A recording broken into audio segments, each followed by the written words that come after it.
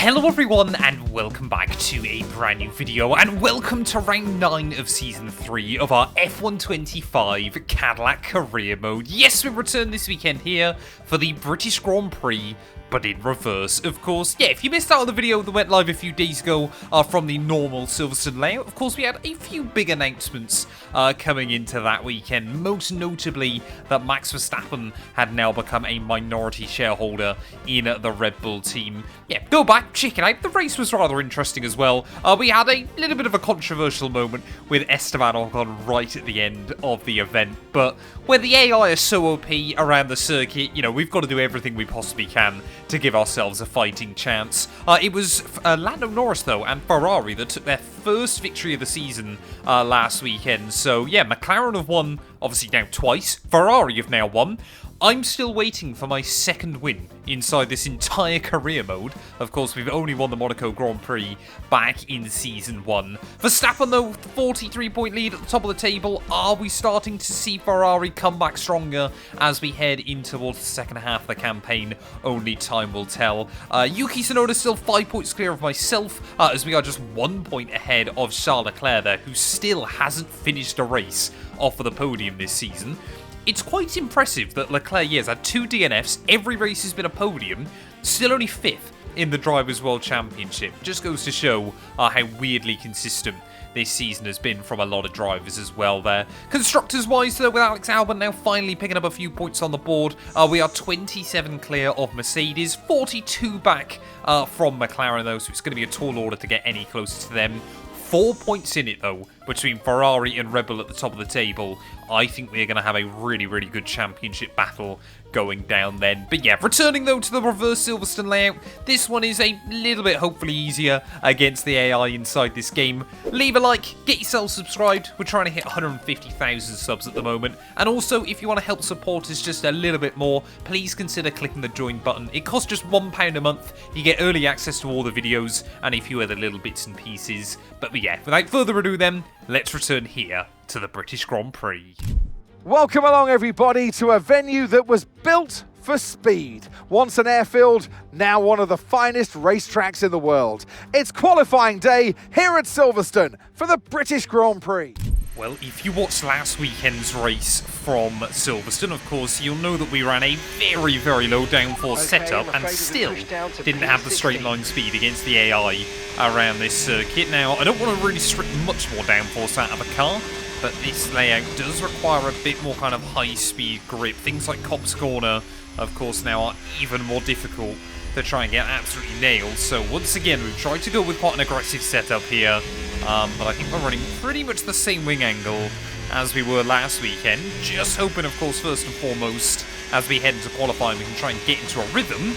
Lando Norris immediately almost back down into the 1 minute 23s. I believe pole time last weekend was, what, a 22.7 from Charles Leclerc, so we'll be interested to see whether the AI are quicker or slower than that.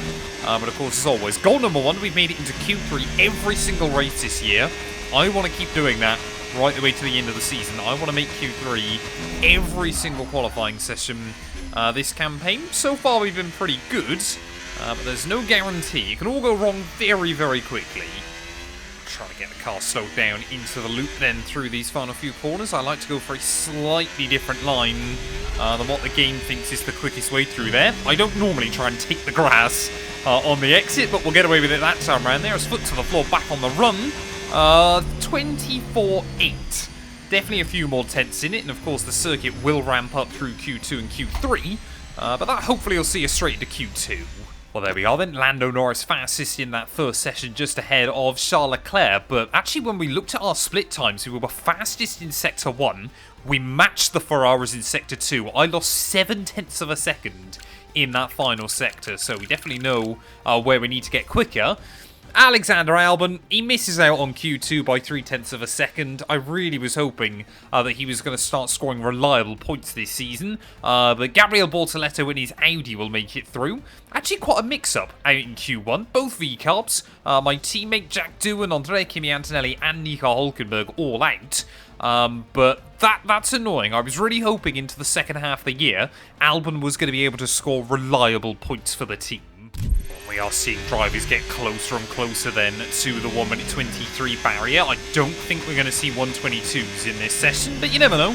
Yeah, it might spring a bit of a surprise as we get in towards that final qualifying. But yeah, like I said, Sector 1 and Sector 2, we are very, very quick already. It's just Sector 3 where we were losing a load of time.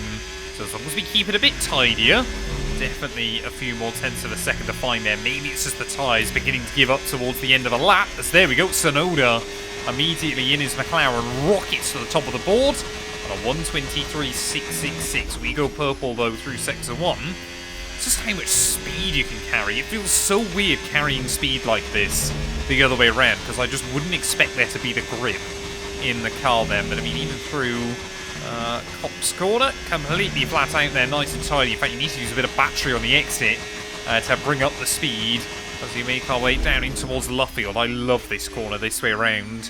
Got to keep it really nice and tidy, hug the inside line, and that'll open up the run as we make our way out onto the Wellington Straight then. This is where we need to be a bit quicker though, as again we are purple in Sector 2. I'm also trying to make sure I use a bit more battery this time around, flick it through, spot the marker at the 100-meter board there. Really try to attack that first curb as early as you can. Allow the car to open up on the exit, and then use the battery again on the run back around towards the start-finish line. What is the time going to be? Just leaving in 7th gear there. 23.7 up in P2. Very, very happy with that lap, and well, that should be us into Q3. Well, there we go then at the end of Q2. One major surprise, Esteban Ocon out in that second session. Will Max Verstappen now have the power to get rid of teammates he doesn't like inside this game? If so, I think he's definitely going to get rid of Esty Bestie there. But Tsunoda fastest, just ahead of myself. Verstappen also dipping into the 1:23s. Esteban Ocon out, Pierre Gasly and Liam Lawson through and into Q3. And I thought for a brief second there, yeah, you can see a little bit of rain in the background as we get ready for the final session.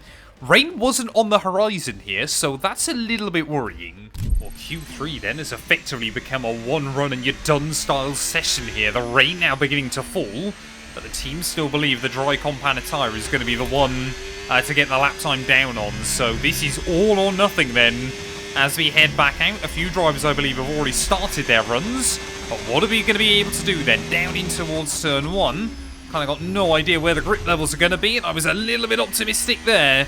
Struggling with the understeer, through turn 2 and turn 3.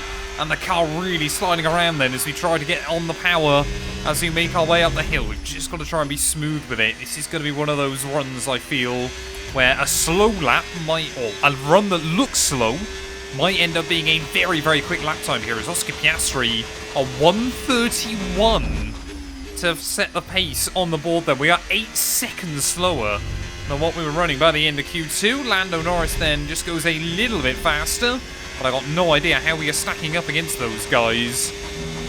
In towards Copse Corner, they're down the 1 gear, just taking it nice and easy. DRS is still enabled though, so there clearly is some grip still around this circuit, but it'll be by the time we get to the end of Sector 2, that we'll really have an idea of what our pace is like. This has got to be one of the weirdest ends to a qualifying I think we've ever had inside this game, as some drivers are actually doing it on the Inter. We are 1.3 seconds down though by the end of Sector 2, so I can't help but feel that Lawson and I might have made a bit of an error here in our judgment. But through the final couple of corners, DRS has now been disabled, so we are starting to see the crossover there. Charles Leclerc now goes top of the board in his Ferrari, so the Inters, I think, are definitely becoming the tyre of choice. So we try and make our way through the final couple of turns though. What will the time be? 1:33.8. We end up slowest on the board. Surely we can't go out on Inters and improve. Well, I hadn't even noticed that Lando Norris actually set his time on the dry compounded tyres, so had we gone out there a little bit quicker, had the team got me off the jacks and sent me out, it might have been good enough to put us right up towards the sharp end. But yeah, Leclerc, a brilliant lap time, timed the conditions, really a session of kind of unknowns. And after Ferrari looked to struggle on the reverse layout, they've ended up with a front row lockout anyway. Welcome everyone as you join us at a former Second World War aircraft base, now converted into one of the great motor racing tracks. Britain is one of only 2 countries to have held a Grand Prix in every year of the Formula One World Championship, and long may that continue. This is Silverstone, and this is the British Grand Prix.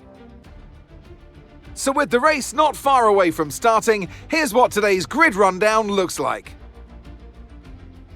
Charles Leclerc lines up on pole position, and Lando Norris lines up alongside. Moving on to the rest of the grid, we have Verstappen, Piastri, Carlos Sainz, and Tsunoda, Gasly, Russell, Lawson, and Isaac Hadjar, Ocon, Stroll, Jack Crawford, and Colapinto, Bortoletto, Behrman, Paul Aaron, and Alex Albon, Doohan, Antonelli, Hulkenberg, and Zach O'Sullivan rounds off the grid.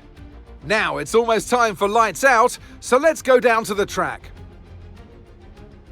And alongside me today, former Formula One driver and former world champion too. See, told you I'll give you a big intro. Anthony Davidson, hello. Mystery, intrigue and skullduggery behind the scenes. I think that's what's going on with our 11th team here, because they don't seem overly happy with the driver lineup they've got. And if you are one of those drivers, it's awful, because you know that the success of your team that you've helped build from inside the car is now almost going against you, because your team are looking elsewhere.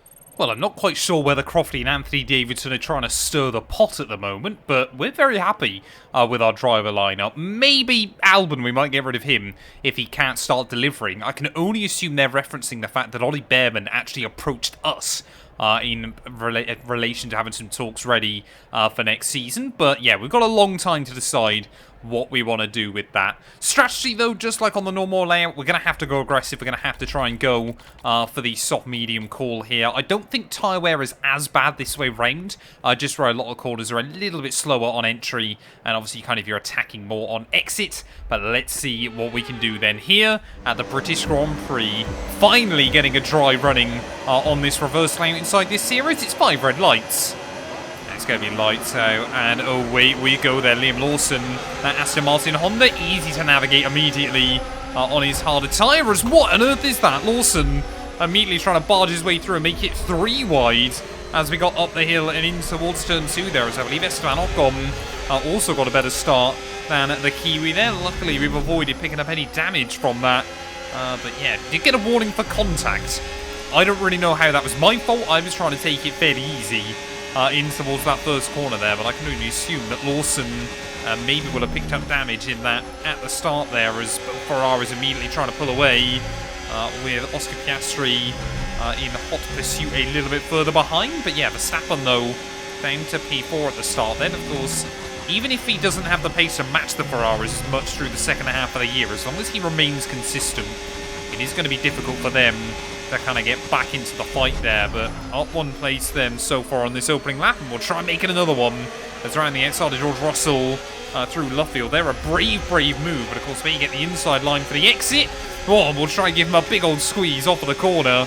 We will make it through then and up into 8th place there, so decent start to the Grand Prix. Let's try and tuck up then, get into a rhythm, get into a nice kind of routine early on in the race. Russell again trying to have a look down the inside of the final corner. Which Ferrari is it leading then? It is Charles Leclerc there, but they dominant lead out front by the end of lap 1. Lando Norris is under a lot of pressure already. Well, it looks like Liam Lawson then did have to pit at the end of lap 1, but I think again, he's only really got himself to blame in that moment there, unless kind of Esteban Ocon did something untoward through those first few corners. I think Lawson there just too aggressive once again, and Aston Martin Honda, they are usually kind of the best of the rest behind Cadillac and Williams this season, but too many times they just get involved in early incidents. And I mean, Stroll, I believe, is still running in 11th, but already there is a huge gap that has opened up from your top 10 to everybody else there. Looks like Lando Norris is on mediums. Looks like Carlos Sainz is also on mediums early on, so there is definitely a little bit of split strategy. But Lando made that strat work last weekend, so I'm sure that's why he's trying to do it again. It's to the inside of Pierre Gasly in towards the loop. We are definitely strong around a few corners here. Well, battery management as well is also a little bit easier on this layout. I think the AI, obviously where they've been reprogrammed, seem to be a little bit fairer with kind of how much battery they get access to on this layout. But yeah, Oscar Piastri Trying to help Ferrari out early on then at the moment, trying to hold up Max Verstappen, who seems to be getting a little bit frustrated behind him. This is another place. Oh, Verstappen there, just making a little bit of a mistake up in front. That might leave him vulnerable to Yuki by the time we get up towards the end of the hangar straight. But yeah, everybody pretty much line astern at the moment then, and Lando Norris in that Ferrari now starting to inch away. I think we've got the speed to try and get through this group, but it is going to be very, very difficult. Because it's kind of, as soon as you get past one, you've kind of got to take a lap or two to set yourself up before you can get the run on the next one. That's just how kind of high speed and brutal this circuit is. So we make our way then down in towards Luffield. Can we have a look around the outside of Sainz? Really carry the speed into the corner. Whoa, Sainz wanted to try and cover me off there. Kind of tipped me to the inside there. I think we'll give him back the place on the exit. Just because I didn't really make that move cleanly.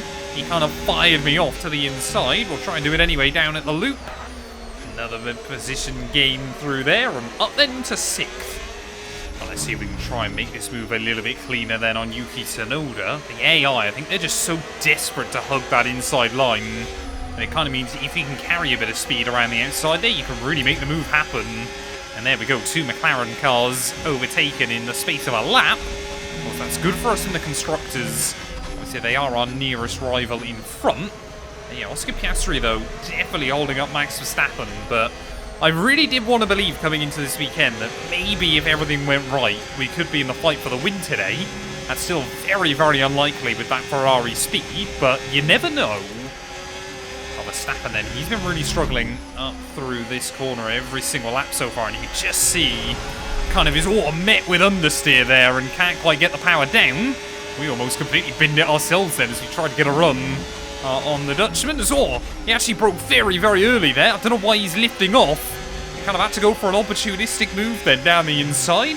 Wasn't quite expected to make that one, but I'm not going to complain. Nice move. Well, let's see if we can try and get a run then on Oscar Piastri yet again. A little bit further back this time round as we make our way down in towards Luffield there, but get the car fully alongside. And the AI kind of panic a little bit. Really try and hug that apex there, so we are kind of bullying that fact in this Grand Prix so far then. Now we've got to try and run away from Oscar as we make our way up in towards the loop. Charles Leclerc 6.5 seconds up the road, Lando Norris 4.5 seconds up the road. Could we try and undercut to get a little bit closer to Lando here? Definitely need to take these tyres at least one more lap. Well, the left-hand side tyres do take a proper beating around this circuit, where so many of the high-load corners now, of course, are left-handers. But will we see Leclerc into the pit lane? No, we won't. Lando Norris, I'm sure, won't be diving in either. So we're going to go for an aggressive call and peel into the pit lane at the end of that lap. Definitely not quite how you're meant to use the pit lane entry line, but only just got it slowed down there as Verstappen and Pierre Gasly as well following me in, as well as, I believe, George Russell in that Mercedes car. But first stint of the day's been all right so far. We've kept it fairly clean and tidy. I'm hoping we won't come out in too much traffic either, as everybody else making their way around. Doesn't look like Albon has really been able to make any progress at all so far. And there you go, team giving me a much better pit stop than they did the other way around. Faster than we were expecting. He might come out with a little bit of slipstream from one of those cars ahead, as this pit lane exit is so weird. In fact, obviously it opens up, but you still obviously can't get on the power yet. Wouldn't see Jarno Opmeer diving into the pit lane on a reverse British Grand Prix though, so clearly that's food for thought. But Verstappen actually opting for harder compound tyres. A gap already up to almost 2 seconds, so let's see if we can break away from him. Well, there's a load more cars then into the pit lane. I assume one of those is going to be Charles Leclerc from the lead of the GP. So I believe, yeah, it should be the other Ferrari now that is out in P1. Mode on your MFD, or lift a little with gentle braking into corners to recharge it. There goes the Ferrari of Charles Leclerc then, so we've definitely closed in a little bit of time on him. No, that's Alexander Albon, sorry, just in front of me, who again is trying to extend his soft compound stint. We've taken about a second out of Leclerc on that undercut, so hopefully it's going to be even more out of Lando. It is a bit of a shame once again to see Alexander Albon struggling so much. Like I said, I don't get how in a midfield Williams of similar performance he's able to score points week in, week out. The AI seem to join your team and then just absolutely start pooing themselves. Very, very weird there. But Ollie Behrman into the pit lane. Alexander Albon into the pit lane then, as well as Lando Norris and I believe Carlos Sainz in that McLaren. Alexander in the pits. Where will we come out relative to Lando then? That is the big question in this GP. There goes the Ferrari man. So he's still a good couple of seconds up the road, but you can see some very fast lap times coming in behind. Lando 3 seconds clear, but he is on harder tyres still. Not sure we're going to be able to do anything. We'll wait and see what happens in the second half of the race.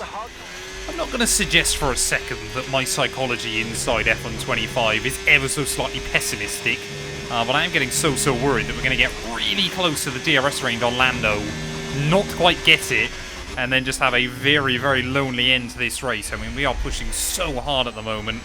Purple again through that final sector. The gap's still coming down. Under 2 seconds now. But we've just got to get into it, because I know these medium tyres, they will start to fall off pretty soon. And yeah, Lando will just start pulling away. Well, I'm pretty certain as soon as I said about how I was worried that Lando was going to start pulling away from me, the Ferrari man must have heard that and has just decided he's going to go for it then. So I think, yeah, just see that gap now opening up to about 2.5 seconds. I think Leclerc's got a little bit of pace over me as well at this stage, so we might have to start focusing our attention back on Max Verstappen behind. When am I going to get another win inside this series on this game? It's getting so frustrating. And it feels like no matter what I do, we just cannot win a race, aside from Monaco. And like I said, Monaco doesn't really feel like winning, because the AI is so bad there. I just want to win again. Well, with just over 1 lap to go then, I think Verstappen senses blood in the water here late on in the day.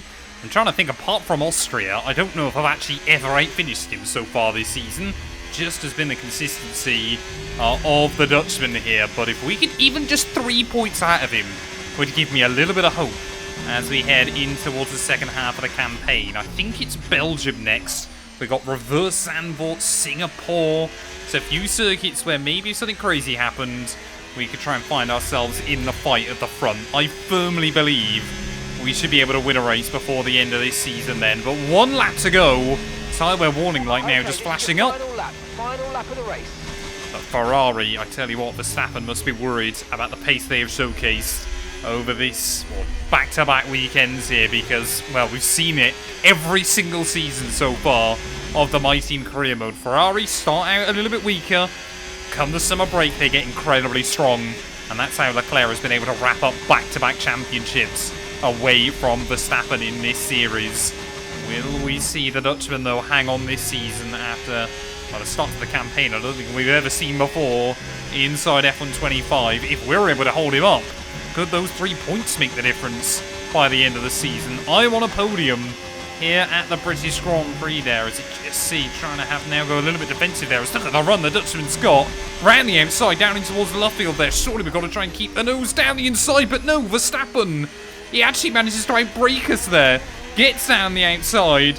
Confidence on the brake to also open up the corner, just like we've done to the AI so many times before in this race. Surely there's not going to be another opportunity as we make our way up in towards the loop, but just like Ocon a week before, we've got to send it to the inside there. A little bit of contact, but we were the car ahead of the apex. Verstappen would do that in the same situation if the roles had been reversed. We won't get the power down, though, in towards the final couple of corners. Leclerc will claim the victory, but our second weekend in a row, we hang on ahead of the Red Bull. Yes, and that's a podium.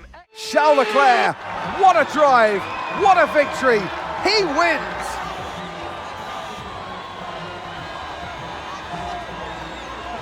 A great display of dominance today, Crofty, by this driver. They led from lights out to the flag at the end, led every lap of the race. Brilliant stuff by them, and excited to see what more they can do in future races. There's room for 3 on their podium, but only ever 1 right at the top. Let the celebrations begin. And who gets to take the top step of the podium? Yes, it is I, Leclerc, Charles Leclerc on top.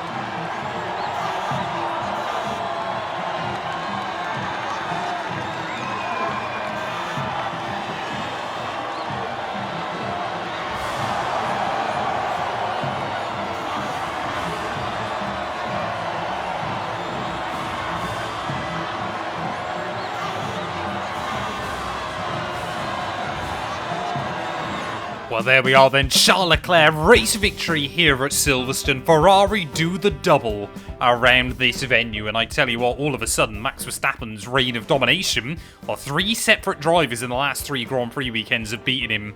So yeah, we're seeing a lot of change up as we get towards that summer break there. Again, a bit of a controversial last lap between myself and a Red Bull. But again, I feel like it was, you know, right on the border of what is kind of fair racing in Formula 1. It was a big dive. I think they actually gave Verstappen a little bit of front wing damage, but luckily able to cover him off at the final couple of corners. And I don't want to get too much into hypotheticals, but imagine had we been able to qualify up towards the front. Would that have been the difference that would have allowed us to fight with Charles Leclerc and Lando Norris for the victory today? We will never know, but another podium for the team as well. We cannot complain about. What does that do to our World Championship? Well, it means now Verstappen 37 clear of Lando Norris at the top of the table. Charles Leclerc 55 back from the top. We are 64 points away with 7 races to go this season. I'm not optimistic, but, you know, I think if we can continue being consistent, hopefully we could finish P4 by the end of the year there. Tsunoda, a long way now, still ahead of Carlos Sainz, so at very worst, I think P5 should be doable this season. But, I mean, look at that. Sainz 49, Gasly 48, Ocon and Russell on 47 points there. Even Oscar Piastri not too far behind either. Luckily, Alex Albon doesn't drop any lower than P12 after this weekend. Constructors-wise, Ferrari now 34 clear of Red Bull. McLaren still 35 ahead of ourselves, as we have got a 28-point buffer, I believe, over Mercedes. Thank you all so much for watching. If you have enjoyed, please do make sure to leave a like, get yourself subscribed, and we'll be back very soon when Formula 1 returns ready for the Belgian Grand Prix.